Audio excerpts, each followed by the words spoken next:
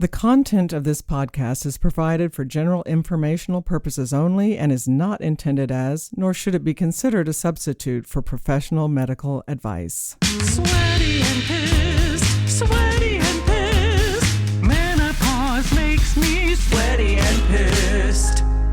Well, hello. Hi.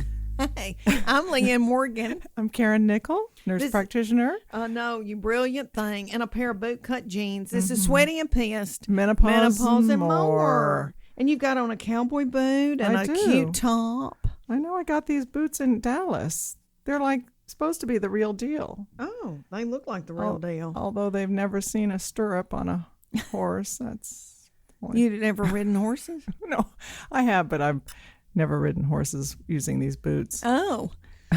I'm scared of them, but I love them. I'm fascinated by them, and I think they're beautiful. They're beautiful, but they're really smart and really big. Yeah.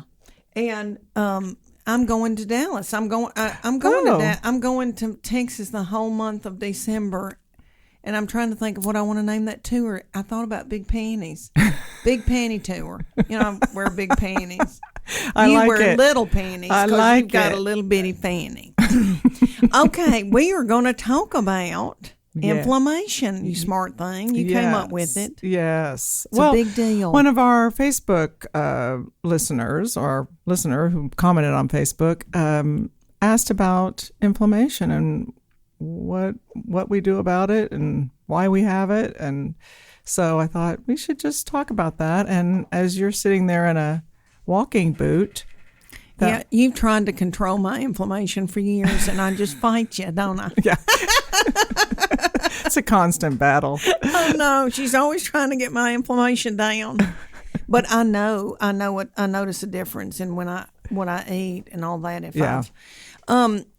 Okay, so have we talked about me going on that big hike? Yes. We went on the hike. Okay. You did I did the hike. Charity hike. And during the hike, something felt funky, but didn't hurt, kept going. In your foot. Yeah, in my foot, in the heel. Yeah, a lot of things felt funky. I started churning around mile 10 because I'd eaten those gummies that you can get to hydrate yourself. Yeah. They were yummy. They were tangerine flavor. And remember, I think I texted you and said something's going on with my bowels.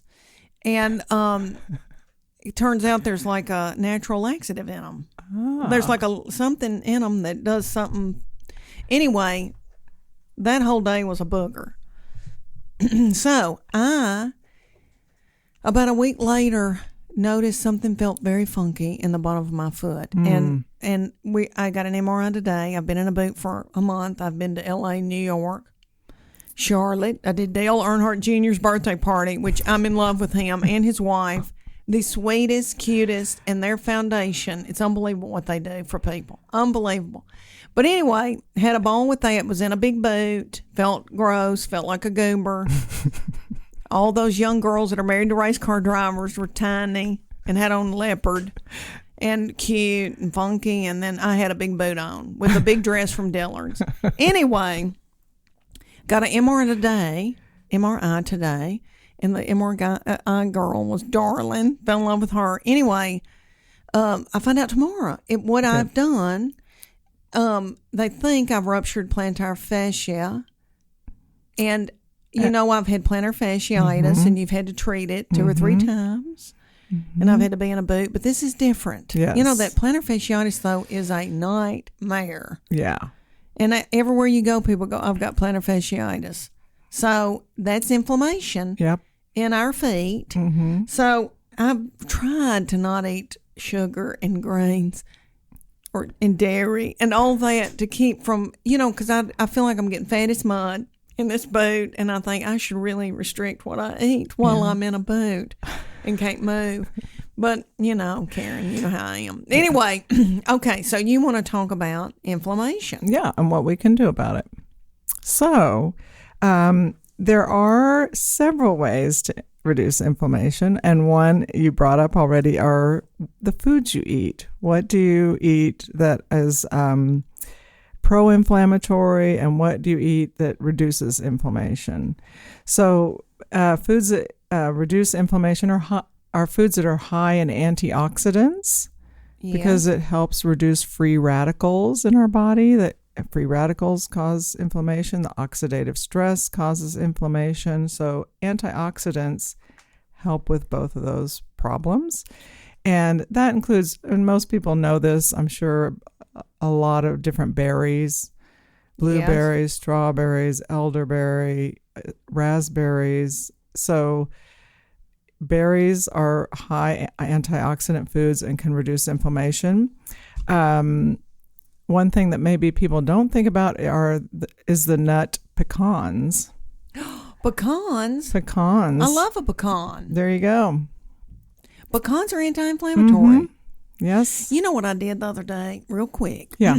I love a Panera Fuji salad, Fuji apple salad. Yeah. You can get the Fuji apple dressing at the store, and I just Googled what's all in that Panera so I could do it at home. Yeah. And it's pecans, and it's to die for, and it's blue cheese and red onion and tomatoes, but you gotta order the Seneca crispy dried apples from Amazon. Do not get just this tired, dried, terrible apple rings like your grandmama used to have. That are moist. Moist. Yeah, you want something that is crispy. Have you ever had that salad? I have indeed. That's my go-to salad. Is it? Yeah. I love it too. Yeah. And aren't you proud of me for ordering that and not a big grilled cheese? Yeah. Because I love a grilled cheese. I'm thrilled and surprised. Thank you, my angel. Okay, so pecans. Yay. Pecans, yes. Prunes. And who doesn't need a prune? Well, that's right. Oh. That would help a couple things for you. Yeah, it would.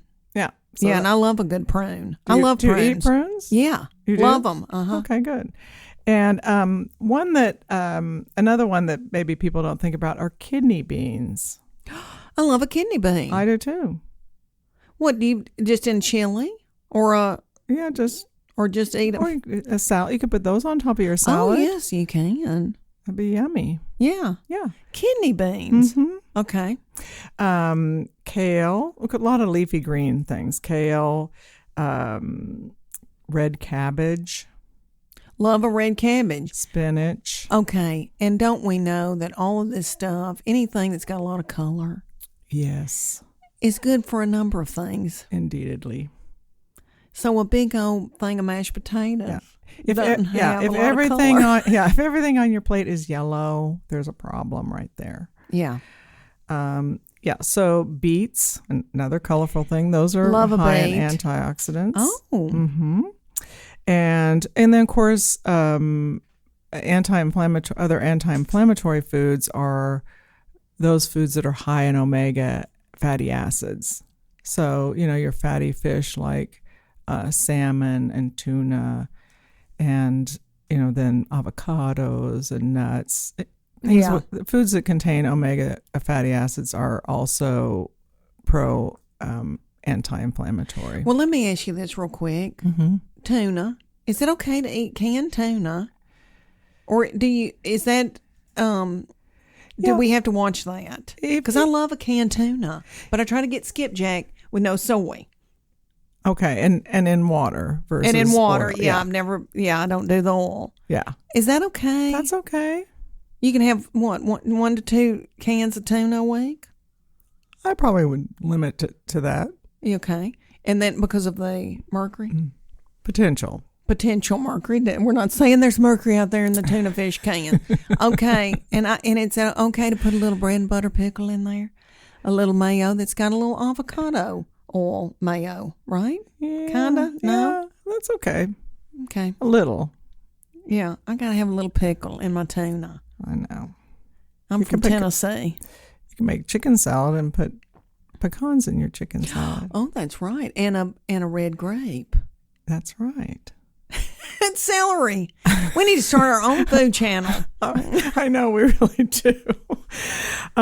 So all those are high in antioxidants and can bring down inflammation. The foods that really cause inflammation. Wreak havoc. Yeah. What are those? Well, you talk about them regularly in your show. I'm like sugar. Sugar, white flour. Mm-hmm. sugar, white flour, high fructose corn syrup. Mm-hmm. And you got to watch, if you eat processed foods, which you shouldn't do anyway, but if you are eating anything that's processed, you need to check for high fructose corn syrup. It is in so many things. It's unbelievable. So vegetable oils like soybean oil you want to avoid. Just use olive oil. Just do it. Olive oil. And then also dairy. Dairy is inflammatory. Mm-hmm. Processed meats. Okay, like bacon, ham, that kind of sausage. Yeah, those, and then our sandwich meats, because they put preservatives in those too. What about boar's head? Like if you go and get if you get something that doesn't have that is preservative free, it's the preservatives that's the issue. Okay, more than the meat itself. Because you have health people say all the time, get you some shaved turkey in the deli, like boar's head, that doesn't have, it's organic, doesn't have any nitrates or anything in it, and then roll that up and eat that in the afternoon with an apple. Yeah, or a slice of avocado in it. A slice of avocado. Yes. The other thing are trans fats. And that's, again, if you're eating processed foods, you're getting trans fat. You're likely to get trans fat. So that includes fried foods like French fries, some microwave popcorns. Mm-hmm. So if you're going to eat popcorn, can you eat popcorn? You just need to put it in something and pop it? Just pop it in a pan. Okay. But the only thing about popcorn is it is a high glycemic index food, which is a whole nother topic, but it does turn to sugar quickly in your body. So it's good for an occasional snack, but not a daily snack. Okay. And some people do use popcorn as a daily evening snack. Oh, I did on Weight Watchers, honey. It was like 2 points. But that's been years ago when I failed at that. Oh. So other things are margarines, vegetable shortening, any packaged cakes or cookies, some pastries, and any processed food that lists partially hydrogenated vegetable oil, because that's a trans fat. Yeah, so you want to avoid that. But then we're back to avoiding processed foods. Yeah. Excessive alcohol is also inflammatory. I've wondered when red wine, you've told us, can cause you to have hot flashes. And I feel like sometimes my knees hurt and my joints hurt the next morning when I've drank red wine. Mm-hmm. Is that the sulfites or something? It might be the sulfites. It might be a histamine release because of the red wine. So yeah, I know that's a drag. But it makes you fat and you don't feel good and you don't sleep well. Yeah, so we all need to get off of it. I'm not on it. Let me tell people I'm not on it. But, when I'm at a comedy club, I drink a little glass of red wine. But I try not to do it the second show because I want to be able to sleep. Well, yeah. I think it really messes with my sleep. Yeah. Well, especially if you drink a lot of alcohol, it is very sleep disruptive. Also, refined carbs are inflammatory. So, again, we're back to that sugar, flour, pasta, pastries, some cereals, cookies, cakes, sugar soft drinks, and any processed food that contains added sugar. And a lot of them add sugar. Well, this Whole 30, the book and the cookbooks and all that. My kids, we've done it together. And Chuck kind of eats like that all the time, really. Yeah. But we all did it for 30 days. And the difference, I dropped weight. I felt better. Mm-hmm. Now, at first you don't. You feel like somebody's knocked you in the head. Yeah. Once you get all that out of your system, because there's a few days where you really feel bad. Yeah. And then all of a sudden, they call it tiger blood.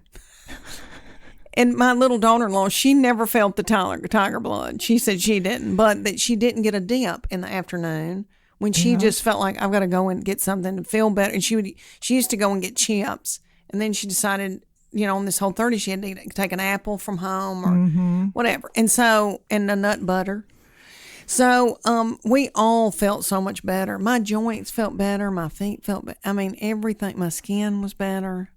I know. I don't know why we can't stick to that. I know. Well, you go Too in many temptations. I too guess. many temptations. You go in a grocery store and look at all that is there. Airport, when you're traveling, Yeah. convenience stores. You just think about in our country. Yeah. And part of it is we are a society we're always on the go.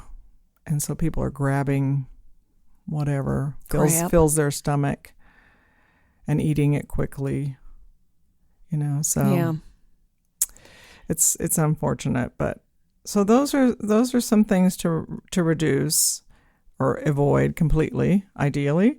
Some supplements that help reduce inflammation include omega-3 fatty acids we were talking about.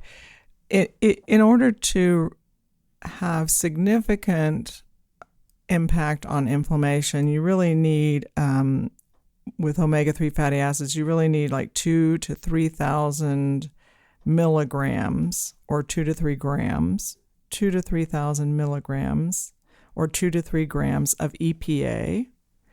And you need about 700 to 1,500 milligrams, 700 to 1,500 milligrams of DHA. So an omega-3 fatty acid, a fish oil cap, will have EPA and DHA in it. And the amounts vary, so you really need to look at the label and see per capsule how much EPA and DHA is in each cap. And a lot of times they'll show you the total, and the serving size will be 2 caps. So you really need to, do some math and to figure out. And when you purchase a fish oil, you want to make sure, one way to avoid having to take 8 or 10 caps a day to get that dose that I just mentioned, it helps to get something that says high potency or triple strength, that kind of thing. Okay.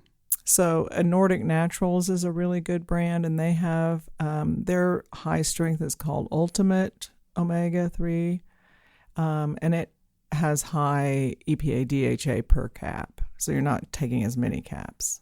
Oh, good, because nobody wants to take all those caps. And if the fish oil capsules are fairly large, and so if you're taking 8 or 10 capsules, it's a lot of oil. People can get diarrhea. It's murder.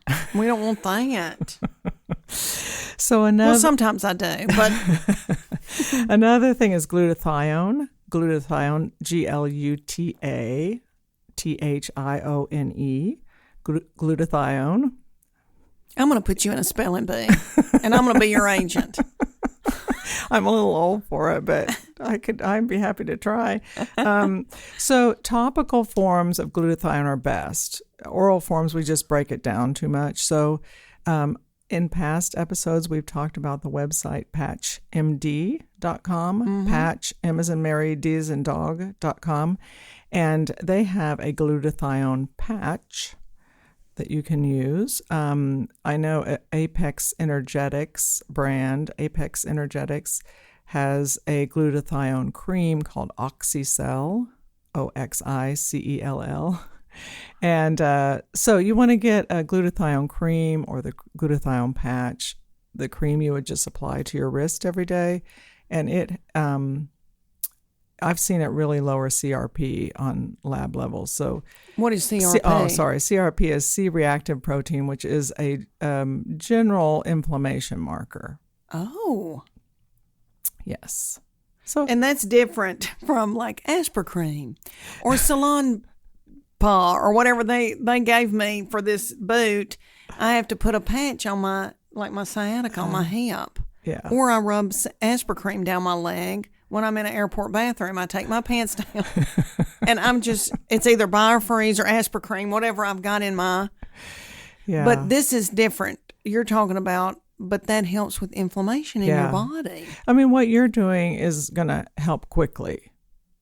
These things are things if you take regularly will help with joint pain. Yeah. It's not like taking, 800 milligrams of ibuprofen. It's something you need to take these supplements are things you need to take every day to see the benefit of reduction in inflammation. Okay, so if I'm putting my estrogen cream on in the morning with my wrist, then where would my glutathione or Well, you could put it there too, but you could put it on the backs of your knees. Oh, Yeah. okay. That'd be good. And I promise we're going to do better. We will put this, when we post this on Instagram or Facebook, we will list these products we've talked about. Yeah. Yes. And then people can go find them. And we're not paid to sponsor them. No. You just love them. We want to be, but Yeah, we will take that. But you are just out of the goodness of your heart telling people. That's right. Okay. Yeah. So another one, and a lot of people know about this already, is curcumin. CUMIN. And that's the anti-inflammatory ingredient in turmeric, which is a spice most of us know about. And curcumin, you want to take about 400 to 600 milligrams 2 to 3 times a day. There are some high milligram dose caps, like a 2,200 milligram cap if you want to take something once a day. I find it difficult for people to take something 3 times a day, but I might be projecting my own inadequacies on people. But I think it's hard to do a middle of the day dosing, so I try to give people twice a day or once a day dosing recommendations. So curcumin is a good one. There are supplements like Zyflamend that is a combination supplement. So it has several different herbs in it that help reduce inflammation. And Zyflamend actually is well studied and known to reduce inflammation in those studies. And that's spelled Zyflamend, Zyflamend. And I've taken that. Yeah. Years ago, Yeah. I had done CrossFit, and I have nothing against CrossFit, but it just took a toll on one of my knees. I went to Eddie's Health Shop. Yeah. And we love Eddie. Yeah. Eddie's Health Shop is in Knoxville, Tennessee, and he's brilliant. And then you put him with Karen, and you're like, this is the magic team. But anyway, he had put me on that. Yeah. And I went out to L.A., and I just had a big something going on, and I said, I can't move. I can't bend my knee, and I got to get on a plane and all that. Anyway, I took that, and it made it so much better. And so I've always bought that. I've always taken that. But you say you can take it all the time? Or Yeah. take it like a supplement every day? Just to keep inflammation down. Oh. Yeah. And it's convenient for a lot of people, so you're not buying 5, 6 anti-inflammatory supplements. It's all a combination cap, which is nice. The other things are ginger, which and you can take pretty high doses of ginger, at least 500 milligrams daily you want to take. And if you're taking a ginger cap, of course, fresh ginger is always an option. I was going to say, what about a smoothie with ginger in it? And that would be great. And are you about to say this, but tart cherry? Tart cherry is good. Because I saw little Al Roker. He's been through torment and had a hip replacement. And had so much going on, or knee replacement or something. And he had, little Joey that's on there, that little woman that talks about weight loss and health, they did a drink with tart cherry and ginger in it. Yeah. So when you get tart cherry juice, you want to make sure it's 100% tart cherry juice and not a combination thing or something with 10% tart cherry juice and the rest of it sugar water, and take 1 to 2 ounces a day. Isn't that something? And you know what I read? What? That if you take it at night, it helps you sleep. There's something in it that helps you kind of rest. Tart cherry. I know. Said take it at night. I know. If everybody just sat and ate whole foods, I know. we'd all be We'd sleeping. good. I know. Green tea is also a good anti-inflammatory. Okay. And, I know it's a super popular thing right now, but CBD oil is also an option for reduction in inflammation, and that provides sleep benefit, helps with anxiety, so it has some other benefits as well. What do we take at night? I know we can't get into that, but what do you take it, and what do you tell people to take? How much? Like if it's in a dropper, like one dropper, or Yeah, I usually advise people to get a middle strength concentration. It usually comes in a low, middle, or high concentration. Middle strength, and I recommend half of a milliliter, which depending on the size of the dropper, that line would be different, but a half a milliliter twice a day. So you could take a half a milliliter at bedtime or take a whole milliliter at bedtime. Okay. If you don't want to do twice a day. Okay. Yeah. So prescription and over-the-counter meds that help with inflammation include, of course, ibuprofen, brand name Advil, naproxen, which is brand name Aleve, aspirin. Those are all anti-inflammatories. What we have in terms of prescriptions include NSAIDs, which are non-steroidal anti-inflammatory drugs, NSAID, and that includes meloxicam, and which brand name Mobic, Celebrex, Nebumetone, diclofenac, ketorolac, indomethacin. So we have quite a few non-steroidal anti-inflammatories that are prescription. And then, of course, the meds that are anti-inflammatory that really are the most potent, but something we want to take short-term, are corticosteroids like prednisone or prednisolone. So those are good for a short period to really bring down inflammation. Mm-hmm. So those are some prescription things. So. Can I ask you real quick, with ibuprofen, mm-hmm.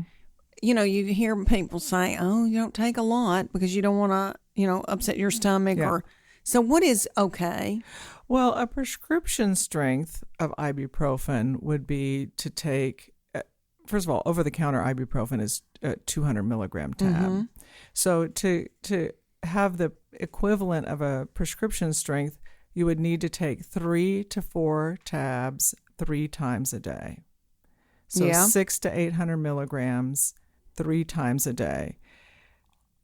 I would recommend that short term. I would not recommend it for anybody who's had a GI bleed, has any history of gastritis or ulcers. You need to talk to your provider about what you can and can't take in that case.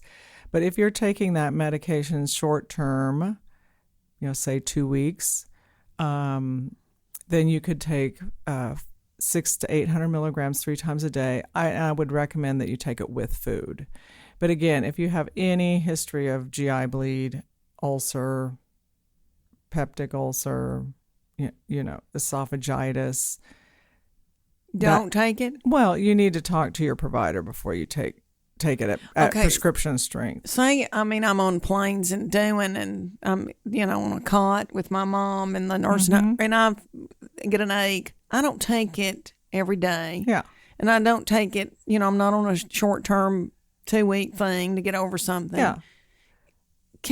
I've got some in my purse. Yeah. Can I just take it I take it on a Monday and then Wednesday I might take some and then that's okay. Yeah. But you might need to take 3 to 4 tabs instead of 1 tab. Oh, I take 3 or 4 tabs, honey. I take the prescription dose. I do. I feel like 4 is my sweet spot. But I don't do it all the time, and then I don't do it in front of my little daddy because he'll go, "You're gonna eat the lining out of your stomach." So I'm like, at Vanderbilt, they've had Mama on Tylenol. Yeah. And so now, he's like, "You need to be taking Tylenol," and I'm like, "I don't even know." That's like taking air to me. Yeah. I love an ibuprofen. Yeah, Tylenol is good for pain. It's not a great anti-inflammatory. So. Okay. But I think we covered a lot of stuff. Well, here we today. did, you angel. I'm tickled, and I know that. I know what I need to be eating, and I'm trying. But it makes you feel better. You lose weight. Mm-hmm. You sleep better. Mm-hmm. All those foods are what everybody needs to be eating, not just people who are inflamed. Right. Well, and I hope your MRI shows that you do not have a ruptured plantar fascia. Thank you. But what else could it be? What do you think? But I'm ready to be out of this thing. Yeah, honey. I'm sure you are. And when I am, you just wait. I'm going to I'm going to exercise, and you're going to go, Leanne, you are like Jane Fonda. Okay. but I hope I can. Yeah, I feel hope so too. it's like when I would have a baby and I'd be pregnant and be 8 months pregnant. And I think if I could just, when this baby comes, I'm going to move and I'm going to dance and I'm going to, you remember feeling like that when you were carrying our precious Forrest? You just feel immobile. I just feel terrible. Yeah. Oh, but I try to do a sit up, try to do things with the boot on, but anywho, I'm going to do better. Okay, I tell her that all the time. Audience, I tell Karen all the time, I'm going to do better. Well, thanks again for listening. We love having you listen to the podcast, and we love hearing all your comments on Facebook and on Apple Podcasts. Your reviews it makes us feel good. Very much appreciated. It does. And come and see me. I've got a bunch of shows coming up all over the United States, LeanneMorgan.com, and you can tell me about your hormones. Yeah. I won't know what to tell you, but I'll listen. I'm not the brains behind this thing. See you next time. All right. Bye-bye. Bye.